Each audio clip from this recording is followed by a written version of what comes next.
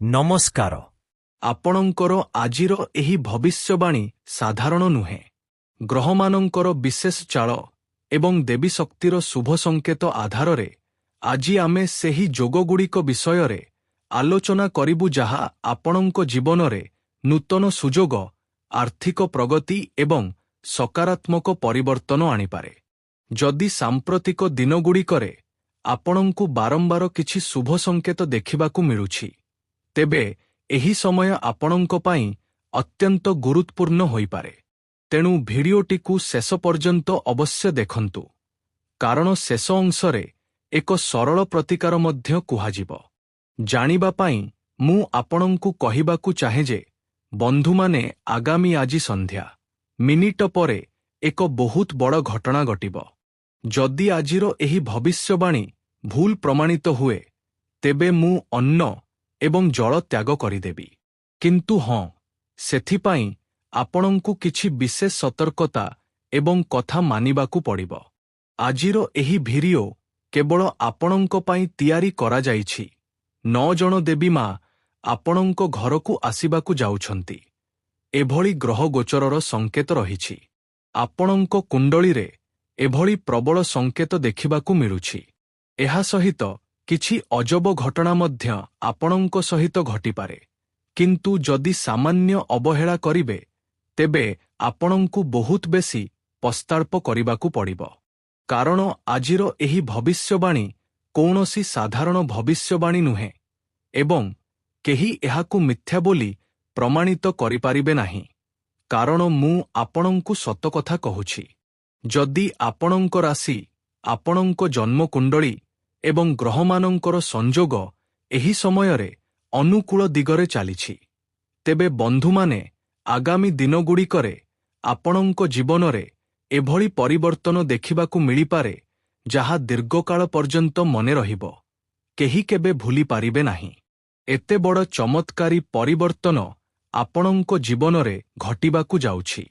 ବନ୍ଧୁମାନେ, କୁହାଯାଏ ଯେ ଯେତେବେଳେ କୌଣସି ବ୍ୟକ୍ତିଙ୍କ ଉପରେ 9 ଦେବୀଙ୍କ କୃପା ପଡ଼େ, ସେତେବେଳେ ତାଙ୍କର ଅଟକି ରହିଥିବା କାମଗୁଡ଼ିକ ଧୀରେ ଧୀରେ ଆଗକୁ ବଢ଼ିବାକୁ ଲାଗେ, ଆତ୍ମବିଶ୍ୱାସ ବୃଦ୍ଧି ପାଏ ଏବଂ ନୂତନ ସୁଯୋଗ ମଧ୍ୟ ମିଳିଥାଏ।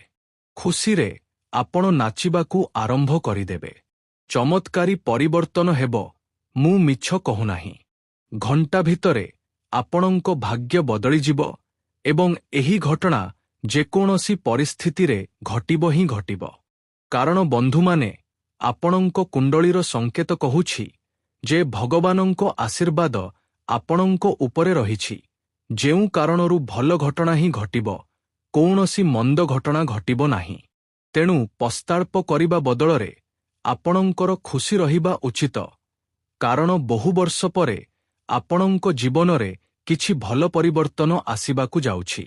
ଦେବୀ ମାଙ୍କ କୃପା ଆପଣଙ୍କ ଉପରେ ପ୍ରାପ୍ତ ହେବାକୁ ଯାଉଛି ଏବଂ କୌଣସି ଜଣେ ଦେବୀ ନୁହନ୍ତି, ବରଂ 9 ଜଣ ଦେବୀ ମା ଆପଣଙ୍କ ଉପରେ ପ୍ରସନ୍ନ ହୋଇଛନ୍ତି। ତାର ପରେ ଦେଖିବେ, ଆପଣଙ୍କ ଜୀବନରେ ଅଟକି ରହିଥିବା ଯେତେ ସବୁ କାମ ଅଛି, ସେଗୁଡ଼ିକ ଧୀରେ ଧୀରେ ଆଗକୁ ବଢ଼ିବାକୁ ଲାଗିବ ଏବଂ ନିଜ ପ୍ରତି ଆପଣଙ୍କର ବିଶ୍ୱାସ ମଧ୍ୟ ଆହୁରି ଦୃଢ଼ ହୋଇଯିବ। ସେହିପରି ନୂତନ ନୂତନ ସୁଯୋଗ ମଧ୍ୟ ଆପଣଙ୍କୁ ମିଳିବା ଆରମ୍ଭ ହୋଇଯିବ ଏବଂ ଏହିସବୁ ମାତ୍ର ଘଣ୍ଟା ଭିତରେ ଘଟିବାକୁ ଯାଉଛି। ଡଙ୍କା ପିଟି ମୁଁ କହୁଛି, ଆପଣଙ୍କ ଜୀବନରେ ଏଭଳି ଏକ ଘଟଣାକ୍ରମ ଘଟିବାକୁ ଯାଉଛି ଯାହାକୁ ଆପଣ ସାରା ଜୀବନ ମନେ ରଖିବେ।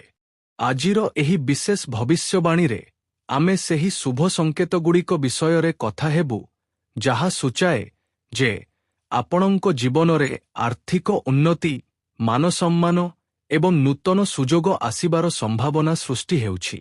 ତେଣୁ ଭିଡିଓଟିକୁ ଶେଷ ପର୍ଯ୍ୟନ୍ତ ଦେଖିବେ ଏବଂ ଅତ୍ୟନ୍ତ ସତର୍କତାର ସହିତ ଦେଖିବେ, କାରଣ ଏଭଳି ପରିବର୍ତ୍ତନ ଆପଣଙ୍କ ଜୀବନରେ ପ୍ରଥମ ଥର ପାଇଁ ଦେଖିବାକୁ ମିଳୁଛି।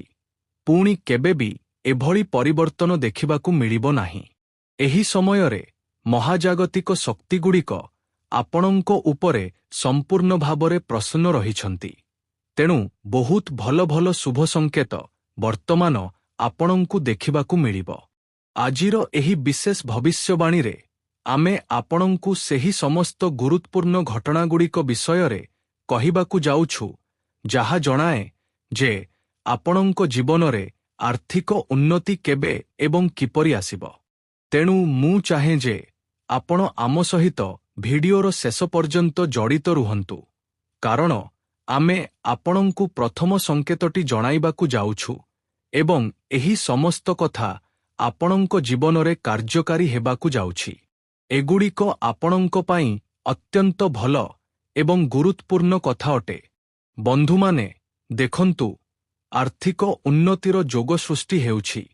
କିଛି ନୂତନ ସ୍ଥାନରୁ ଟଙ୍କା ଆସିବାର ସଂକେତ ମିଳୁଛି। ଜ୍ୟୋତିଷ ଶାସ୍ତ୍ର ଅନୁସାରେ ଯେତେବେଳେ ମଧ୍ୟ ଶୁଭ ଗ୍ରହମାନଙ୍କର ପ୍ରଭାବ ବୃଦ୍ଧି ପାଏ, ମୋର ପ୍ରିୟ ଭକ୍ତଗଣ, ସେତେବେଳେ ସେମାନଙ୍କର ଅଟକି ରହିଥିବା ଧନ ମିଳିବାକୁ ଲାଗିଥାଏ।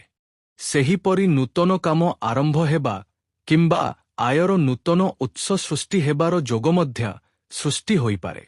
ଏହି ସମୟଟି ଆପଣଙ୍କ ପାଇଁ ଏତେ ଅନୁକୂଳ ରହିଛି ଏବଂ ଭଲ ଭଲ ଆୟର ଯୋଗ ସୃଷ୍ଟି ହେଉଛି ଯେ ଆପଣଙ୍କୁ ଅଧିକାଂଶ ସମୟରେ ଖୁସି ରହିବା ଉଚିତ ଏବଂ ଭଗବାନଙ୍କ ଦ୍ୱାରା ଦର୍ଶାଯାଇଥିବା ମାର୍ଗରେ ଚାଲିବା ଉଚିତ, କାରଣ ଭଗବାନ କେବେ ବି କୌଣସି ବ୍ୟକ୍ତିଙ୍କ ସହିତ କିଛି ଖରାପ କରନ୍ତି ନାହିଁ।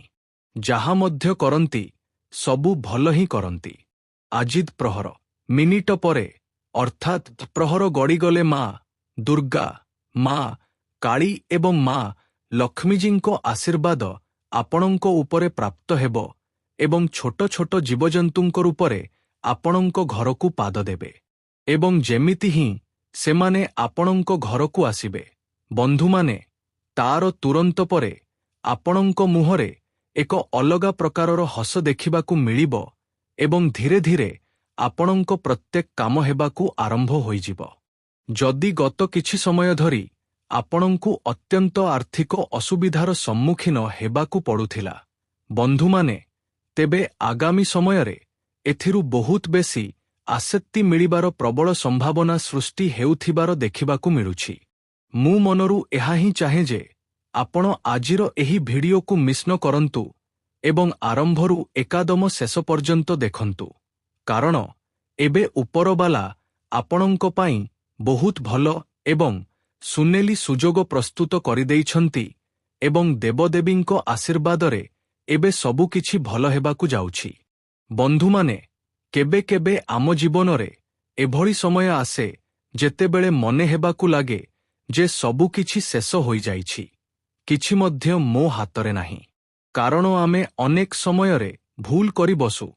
ଏଭଳି ଲୋକଙ୍କ ଉପରେ ଭରସା କରି ବସୁ ଯାହାକି ନିଜେ ଭରସାଯୋଗ୍ୟ ନୁହନ୍ତି। କିନ୍ତୁ ଆପଣଙ୍କୁ ଚିନ୍ତା କରିବାର କୌଣସି ଆବଶ୍ୟକତା ନାହିଁ। ଯେତେବେଳେ ମଧ୍ୟ ଆମର ସାହସ ଭାଙ୍ଗିବାକୁ ଲାଗେ, ସେତେବେଳେ ଆମର କର୍ମ ଏବଂ ଆମ ଉପରେ ଯେଉଁ ଦେବଦେବୀମାନେ ପ୍ରସନ୍ନ ଥାନ୍ତି, ସେମାନେ ସାହାଯ୍ୟ କରିଥାନ୍ତି, ଅର୍ଥାତ୍ ଭଗବାନ ହାତ ବଢ଼ାଇଥାନ୍ତି ଏବଂ ଏହି ସମୟ ଆପଣଙ୍କୁ ବିପଦରୁ ବାହାର କରିବା ପାଇଁ ସମସ୍ତ ଦେବୀ ମାତା ପ୍ରସନ୍ନ ହୋଇସାରିଛନ୍ତି। ତେଣୁ ଖୁସି ପାଳନ କରିବାର ପ୍ରସ୍ତୁତିରେ ଲାଗିଯାଆନ୍ତୁ। ଆଦ ମଧ୍ୟ ଆଜିର ଏହି ଭିଡିଓକୁ ମଜାକରେ ନିଅନ୍ତୁ ନାହିଁ, କାରଣ ବହୁତ ଏଭଳି ଲୋକ ଅଛନ୍ତି ଯାହାଙ୍କ ଟଙ୍କା କେଉଁଠି ଅଟକି ଯାଇଥିଲା। ତେଣୁ ଏହି ସମୟରେ ସେହି ସମସ୍ତ ଅଟକି ରହିଥିବା ଟଙ୍କା ମିଳିପାରେ।